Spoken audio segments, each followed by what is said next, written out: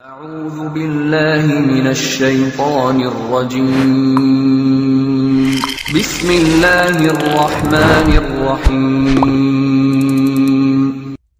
Assalamualaikum warahmatullahi wabarakatuh.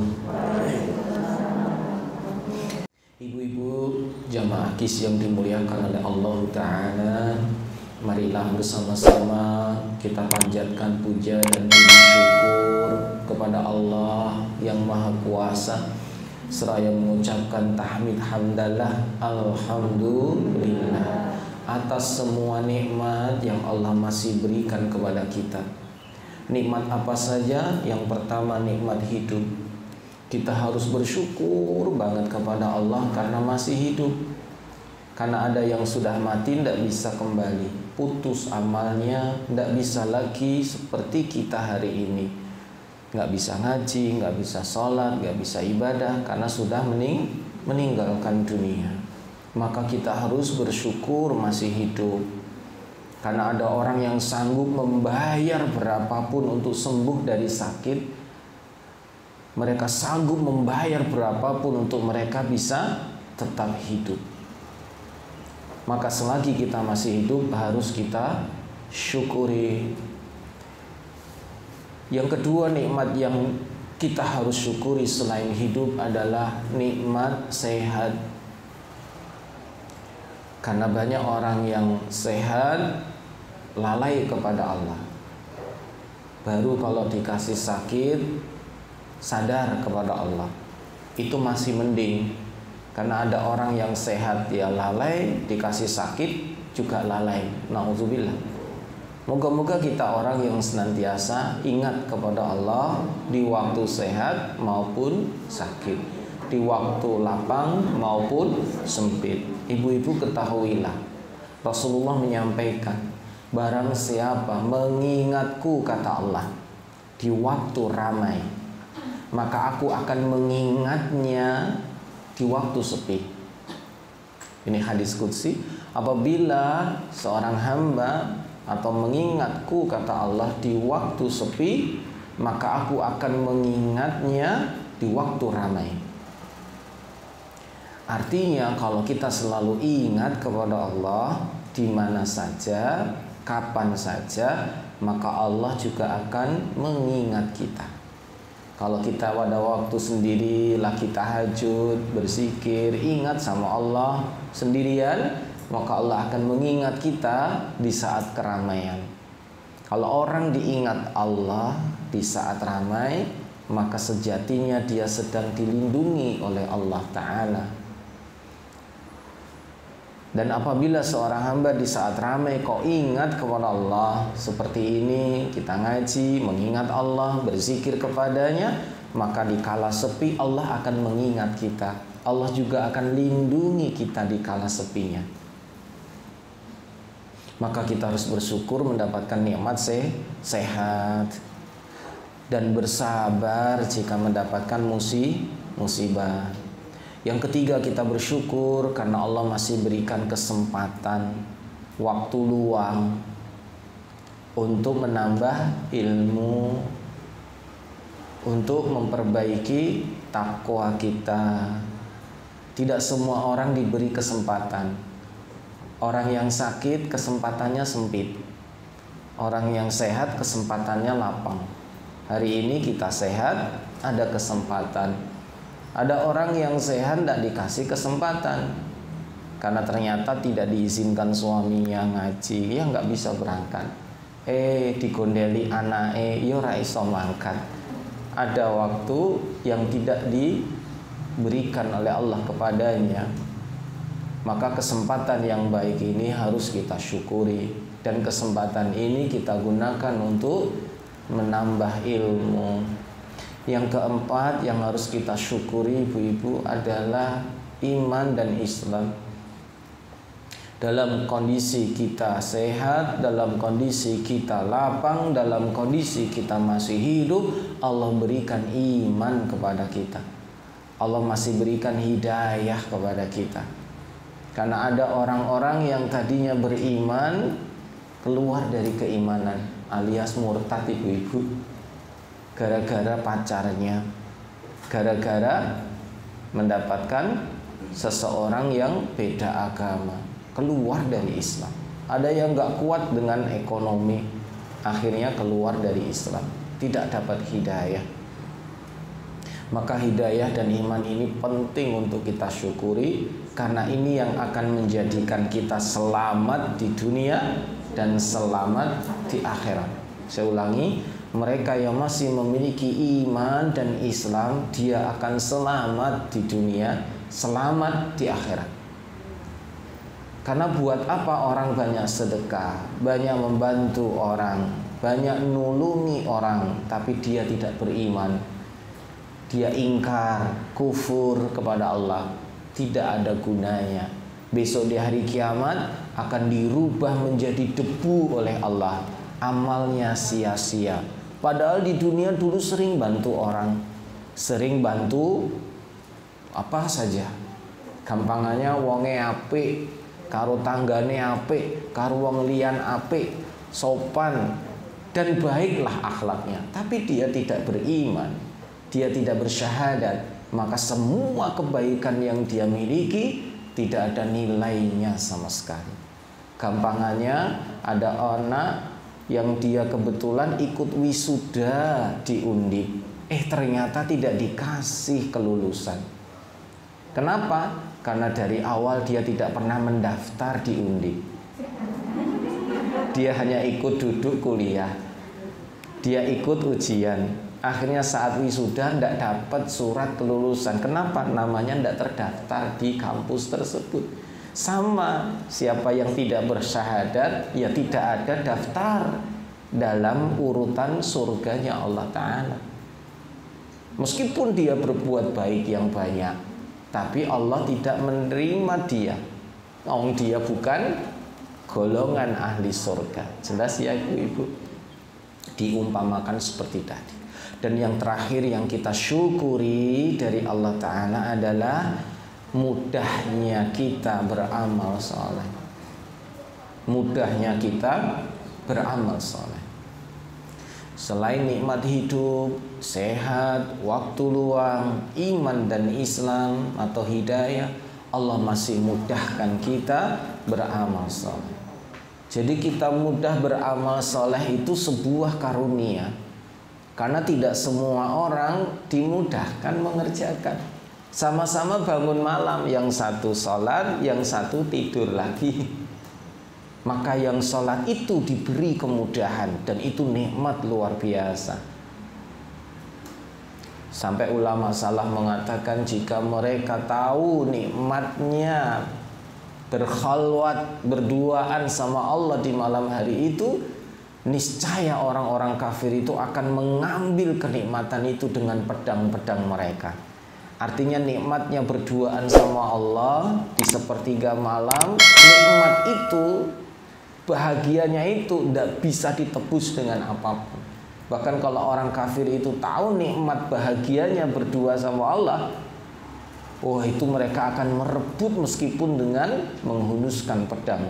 Artinya ya dirampok, diambil kebahagiaan itu. Tapi kebanyakan orang tidak mengetahui.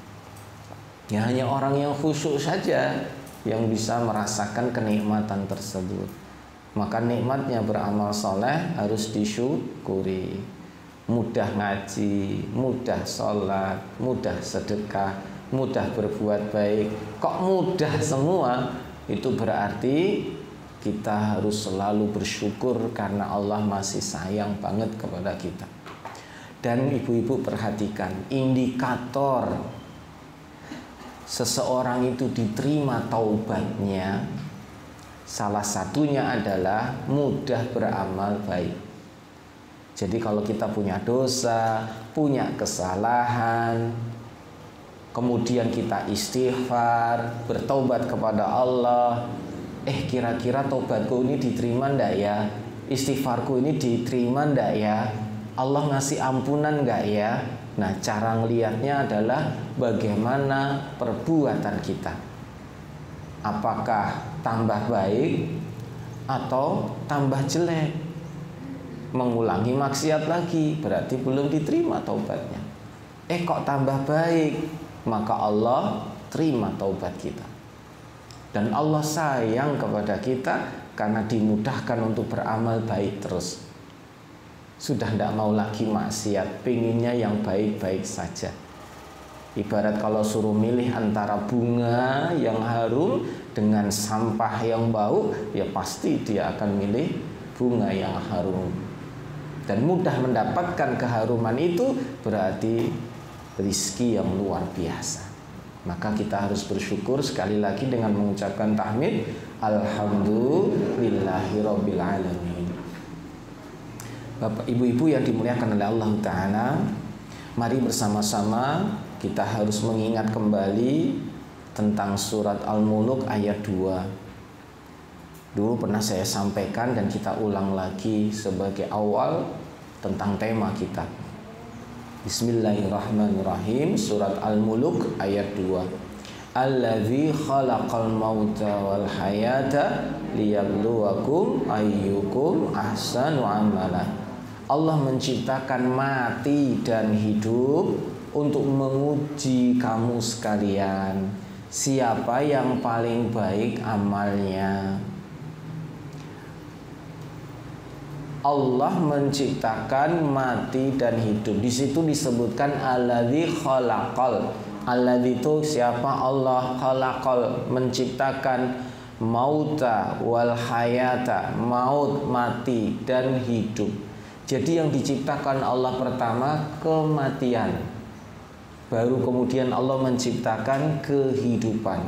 Saya ulangi ibu-ibu, saya ingatkan lagi, ilmu ini penting untuk diketahui bahwa yang namanya kematian dan kehidupan itu makhluknya Allah.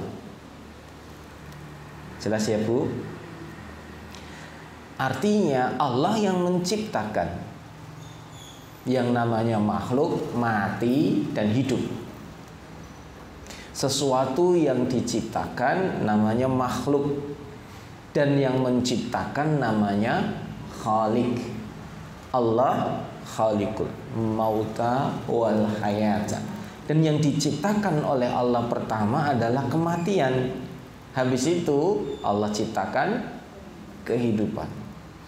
Allah ciptakan pertama makhluk yang namanya mati, dan Allah akan ciptakan juga setelahnya makhluk yang bernama hidup. Dan ada peristiwa besar ibu-ibu, yaitu saat nanti yang namanya makhluk kematian itu akan hilang selama-lamanya. Dan yang abadi adalah makhluk yang namanya hidup. Artinya hidup ini akan terus ada selama-lamanya. Sedangkan yang namanya mati akan dihilangkan oleh Allah Ta'ala. Gampangannya makhluk yang namanya mati dibinasakan, nggak akan ada lagi. Kapan peristiwa ini? Saat nanti semua orang sudah masuk ke dalam surga, semua orang sudah masuk ke dalam neraka. Ada malaikat yang menyeru di dalam neraka, mengangkat mengangkat makhluk yang bernama kematian. Ditunjukkan kepada seluruh penghuni neraka. Dan seluruh penghuni neraka itu ditanya, tahukah kalian apakah ini? Penduduk neraka mengatakan, kami tidak tahu. Kata malaikat, inilah makhluk yang namanya kematian. Dan saat ini aku diperintahkan oleh Allah untuk membinasakan yang namanya makhluk kematian. Karena Allah perintahkan ini untuk dibinasakan. Akhirnya karena perintah dari Allah, makhluk yang namanya mati ini hilang, binasa. Langsung menjerit ketakutan luar biasa seluruh penghuni neraka. Karena saat itulah mereka menyadari tidak akan pernah mati selama-lamanya di neraka. Jelas ya ibu-ibu? Jadi di neraka ya disiksa nggak bakal mati, serah pernah mati. Onone mung ngelorot, adanya mung sakit terus sepanjang waktu selama-lamanya, tak terbatas. Nauzubillah, moga-moga kita semuanya selamat. Makanya doa sapu jagat, Rabbana atina fid dunya hasanah wa fil akhirati hasanah wa qina adzabannar. Moga-moga kita selamat semua dari neraka ibu-ibu. Karena besok mereka yang di neraka ini akan disiksa, tidak pernah mati. Kalau mati itu enak Bu, orang sakit ya Bu, dia mengeluh kesakitan. Coba pada saat kemudian diambil nyawanya alias mati, dia mengeluh sakit lagi? Tidak. Maka kalau ada orang meninggal dalam kondisi sedang sakit, maka setelah dia diangkat oleh Allah nyawanya ke langit dan kita mengucapkan inna lillahi wa inna ilaihi rajiun, sambil juga mengatakan engkau sudah selesai dari sakit yang diderita, udah nggak lagi sakit. Kenapa? Karena sudah selesai urusan dunianya. Dan setiap sakarat itu mengalami sakit, mau orang yang sehat, mau orang yang sedang sakit. Orang sehat dia mengalami sakarat, orang sakit mengalami sakarat. Dan sakarat itu sangat menyakitkan kata Rasulullah. Seperti tusukan 70 pedang bagi orang beriman, itu seperti ditusuk 70 tusukan pedang. Tapi setelah selesai dari sakarat meninggal, maka tidak ada lagi rasa sakit. Karena kematian sudah memutusnya. Nah besok di neraka itu nggak ada lagi yang namanya kematian. Ya wis loro ditanggung seterusnya. Kalau di neraka ada kematian enak, ada harapan baru disiksa mati serampung. Ini nggak ada ibu-ibu. Dan begitu pula untuk penghuni penghuni sorga. Mereka mendapatkan nikmat selama-lamanya, hidup abadi dengan kenikmatannya. Nggak pernah mati. Gak pernah bosan, gak pernah mengeluh, gak pernah susah. Pokoknya kebalikan dunia lah. Dunia tempatnya ngeluh ya, tempatnya bosan. Benar-benar dunia ini berbeda sama sekali dengan surga. Kita di dunia ini hanya icip-icip saja, ya kurang dari 1% lah. Sedikit sekali kenikmatan yang diberikan oleh Allah. Yang 99% disimpan untuk penghuni surga. Moga-moga kita semuanya menjadi ahli surga. Amin Allahumma amin. Nah ibu-ibu yang dimuliakan oleh Allah Ta'ala, dari surat Al-Muluk ayat 2 kita pelajari lagi bahwa Allah ciptakan mati dan hidup untuk menguji kita. Dan ternyata memang asalnya kita dari mati. Mati itu sesuatu yang tidak ada sebelumnya. Kita awalnya di alam ruh, kemudian muncul di alam dunia. Tadinya tidak ada, kemudian ada. Nah ada lagi kematian saat kita sedang tidur. Awalnya tidak sadar, kemudian disadarkan. Dari mati dihidupkan lagi. Maka doanya bismika Allahumma amutu wa ahya. Ya, dengan nama Allah kami mati dan kami hidup. Itu doa mau tidur yang sahih sesuai Nabi. Bismika Allahumma amutu wa ahya. Mati dulu baru nanti dihidupkan lagi. Maka orang yang bangun dari tidur sesungguhnya dia telah bangun dari kematian dia sejenak. Karena orang yang tidur itu ya berada di alam lain. Ada yang sempat bermimpi dan ingat dengan mimpinya. Ada yang bermimpi dah ingat mimpinya. Ada yang juga sama sekali tidak bermimpi. Dan bangun baru dia sadar. Oh ternyata tadi saya mimpi toh. Meskipun di alam mimpi melakukan kebaikan, nggak ada pahala yang diberikan. Mimpi tawaf, ya ora entuk pahala. Mimpi lagi maca Quran, ya ora entuk pahala, wong cuman mimpi. Apalagi berbuat dosa maksiat juga nggak dapat dosa. Nenggone ngimpi nyolong pelem, ya ora entuk dosa. Ya karena cuman mimpi. Maka orang yang terbangun dari mimpi akan mengatakan, oh untung mau cuman mimpi. Nek serem berarti ngomong untung mau cuman mimpi. Nek apik alah kok enak koyo ngono malah jebule ngimpi. Gelo. Nah besok ibu-ibu sekalian, orang yang sudah masuk ke alam kubur akan mengatakan hal yang sama.